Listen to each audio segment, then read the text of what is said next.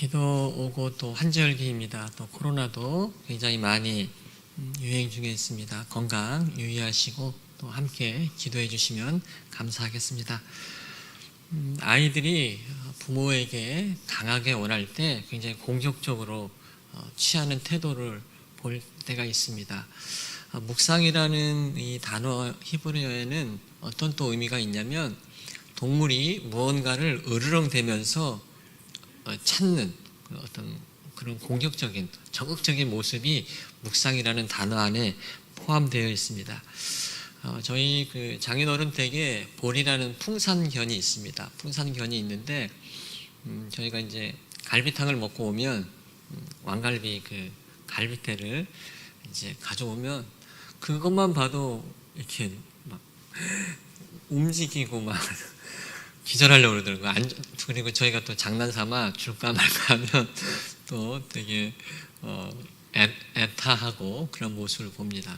근데 그 태도도 좋고 또 그 뼈를 계속 씹어 먹더라고요. 씹고 끝까지 또 숨겨놨다가 어느새 보면 그 큰 뼈가 사라지는 걸 보게 됩니다.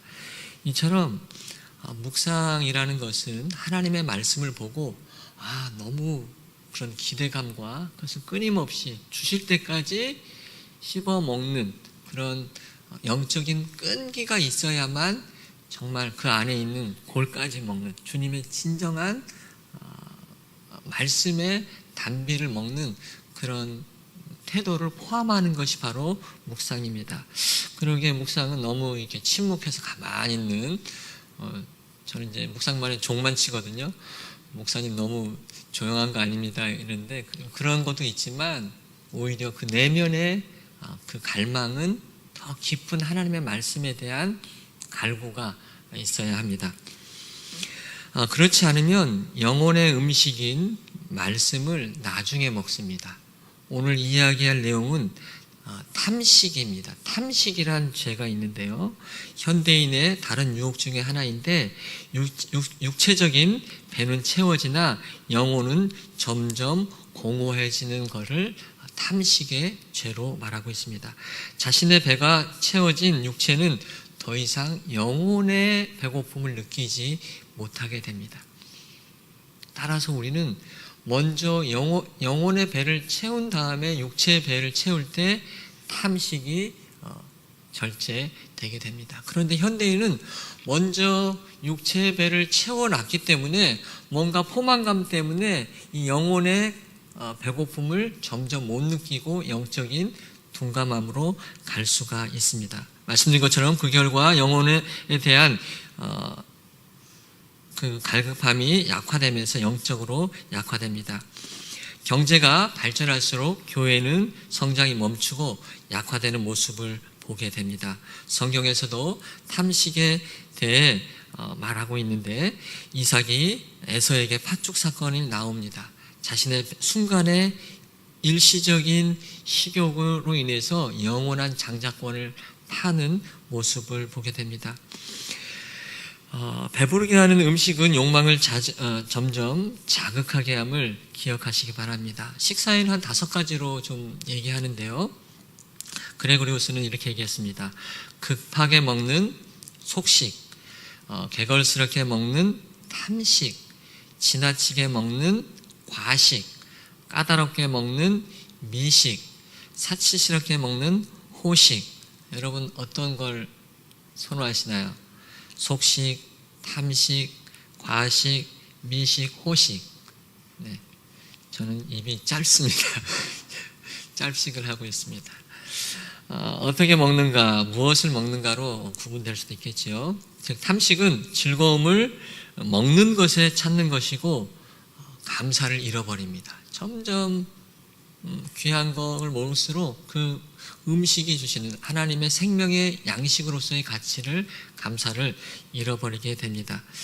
우리는 이것을 탐식을 이기기 위해서 주어진 음식에 감사하고 나누는 식탁을 만들고 또한 육체의 음식을 넘어 영혼의 음식을 이렇게 만들어 먹어야 될 줄 믿습니다. 그리고 적절히 금식해야 되고요. 마지막으로 정보화 시대에 인터넷 금식 같은 것이 점점 필요합니다. 오늘 요한복음을 보도록 하겠습니다. 한 신학자는 요한복음을 이렇게 얘기했습니다. 요한복음은 예수님의 죽음에 대한 신학을 강조하기보다는 오히려 하나를 강조한다. 즉 죽음을 회피하는 것이 아니라 죽음을 통해 하나님과 세상이 하나 될 수 있음을 더 강조하게 저희가 17장까지 왔는데 아직 예수 그리스도의 죽음과 어떤 부활 사건은 굉장히 뒷부분에 짧게 다뤄지는 이유가 요한복음의 저자 자체가 이 죽음의 결과 이것을 통해서 우리가 하나님과 하나됨을 더 강조했다라고 이야기하고 있습니다. 왜냐하면 요한복음은 지속적으로 하나됨을 강조하기 때문에 그렇습니다. 복음은 두 세계를 항상 연결했다고 말씀드렸습니다. 하늘나라와 이 세상을 연결했고 가난한 자와 천국을 연결했고 병든 자와 또 천국을 연결하는 즉 갈등의 세계에 복음은 항상 그것을 연결하는 그런 능력이 있음을 말씀드렸습니다. 오늘 요한복음 17장은 예수님의 대제사장적 기도라는 별명도 가지고 있습니다. 세 가지 내용이 나오는데요. 첫 번째는 하나님 아버지와 내가 하나가 되게 해달라.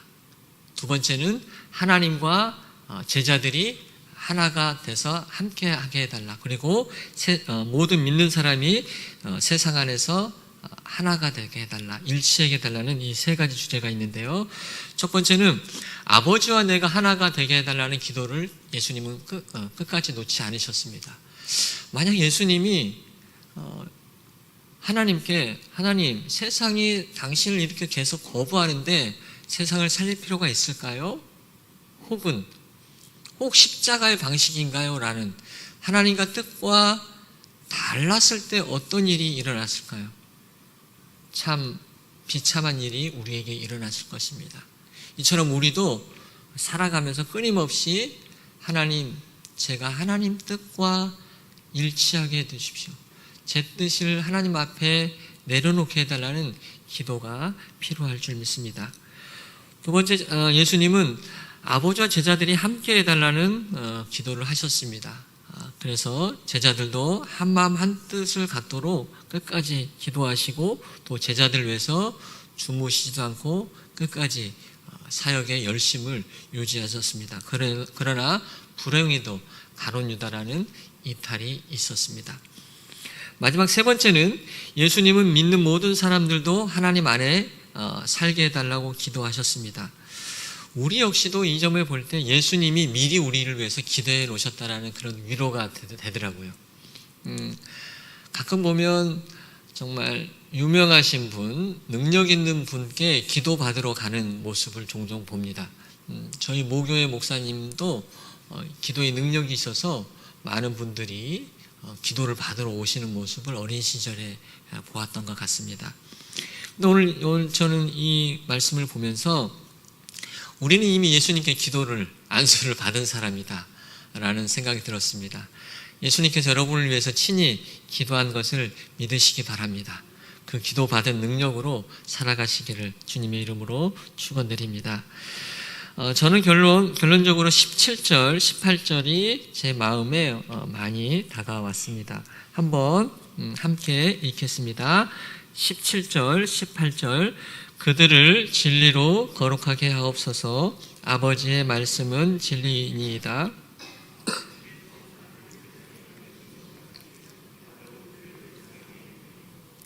아멘. 그렇습니다.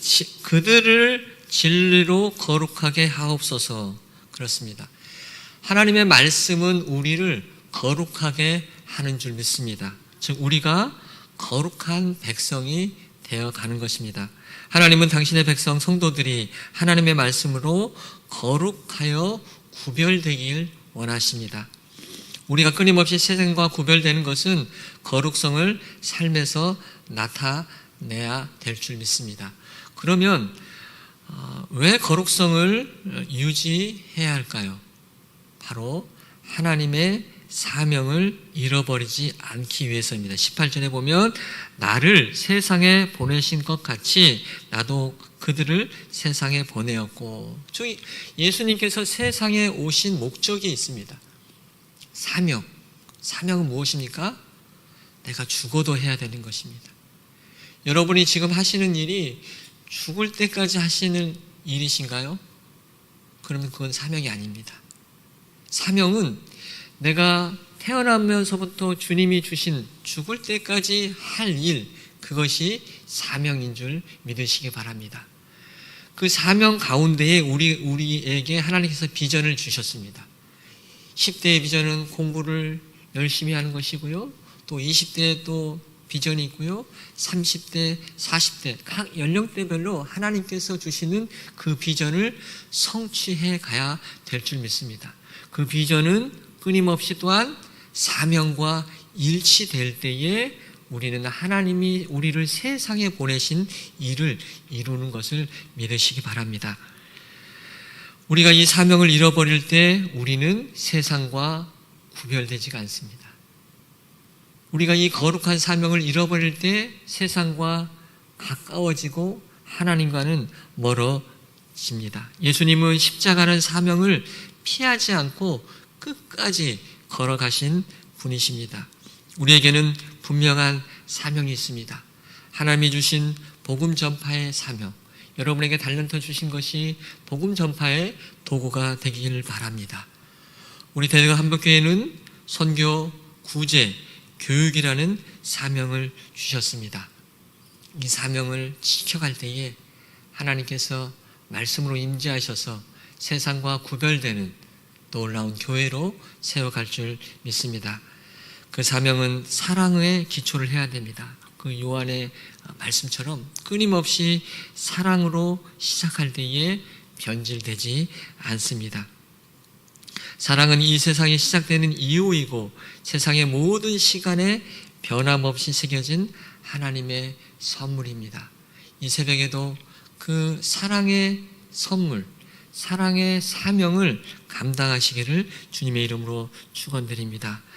이 사랑의 말씀 진리가 우리가 사역하는 곳 찬양대, 교사, 집교회 가운데 충만할 때 주님께서 내가 세상에 잘 다녀왔구나, 내 사명을 잘 이루었구나 하는 예수님의 환한 얼굴을 여러분에게 보여주실 줄 믿습니다. 여러분이 지금 어떤 영적인 상태인지 잘 모르겠습니다.